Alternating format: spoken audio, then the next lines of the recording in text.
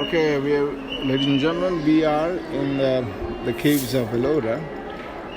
Ellora caves are about 32 kilometers away from Aurangabad, and Ellora caves are divided into three different religions. Cave number 1 to 12 are Buddhist caves, Buddhist temples dedicated to Mahayana Buddhism, and they date back from 5th, 6th, and 7th century AD after Christ. After Buddhism, you have Hindu temples, because Hindu temples are more later than the Buddhist. Okay? So from K number 13 to K number 29 are the Hindu temples. And now where we are standing is K number 16 is the temple of Lord Shiva, which is called as Kailash.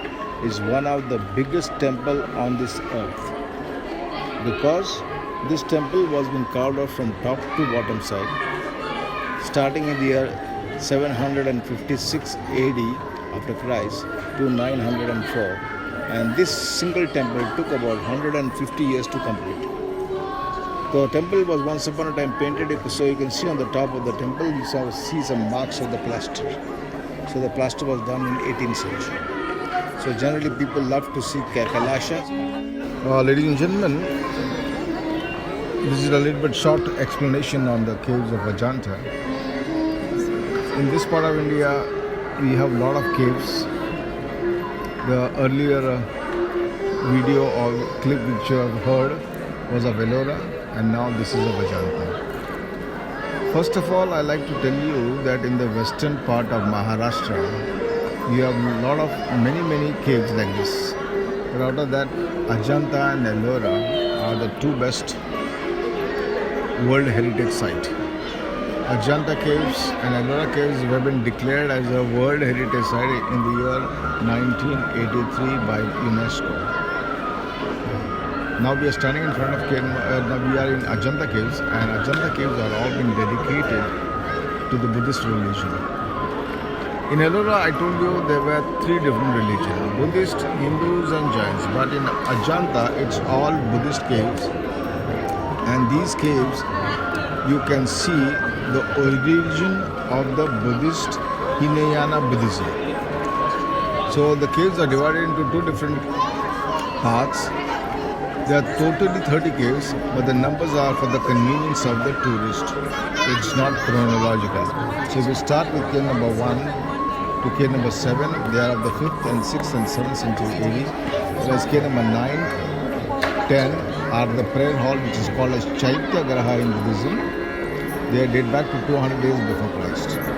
After that, K number 19 and K number 26 are of the Mahayana period, which date back to 5th and 6th century AD.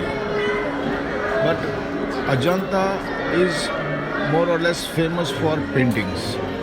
In K number 1, K number 2 are the paintings of the 5th and 6th century AD, and the paintings are the life stories of Buddha. In Buddhism, they are called as Jataka stories.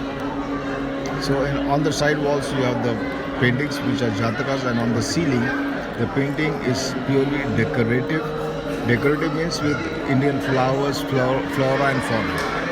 K number 10 has paintings of the 2nd century BC, but K number 16 and 17 is almost like K number 1 and 2.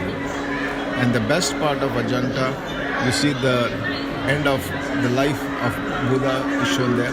That is known as the Nirvana, which is known as Mahaparinirvana. You have a reclining sculpture of Buddha in K number 26. But the vicinity, the surroundings of Ajanta, it was really a very interesting place where the monks would come and meditate. So we have viharas and chaityagrahas. Viharas are monasteries and chaityagrahas are temples. So the oldest one, 9, 10 are chaityagraha of Hinayana period, whereas K number 19 and 26 are Chaityagrahas of Mahayana period. K number 1 and 2 are Viharas of Mahayana period, where you have paintings. So one shouldn't miss K number 1 and 2 because you have beautiful paintings. Oldest cave would be K number 10, and the new one would be K number 9.